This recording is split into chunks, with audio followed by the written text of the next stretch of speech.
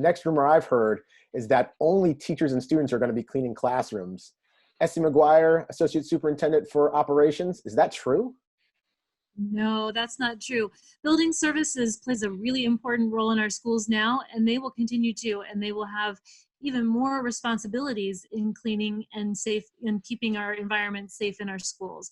Because of that, we are looking at all of the building services responsibilities and really prioritizing those ones to comply with health standards, and again, to look at sanitizing spaces.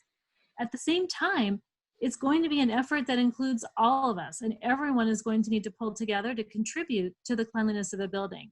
When we think about teachers and students, we're really thinking about those personal spaces, the kind of in the moment, day-to-day cleaning that may just go with incidental use of your room or your personal space. The standalone cleaning efforts will still be the responsibility of building services, and we continue to be grateful for their work in this area.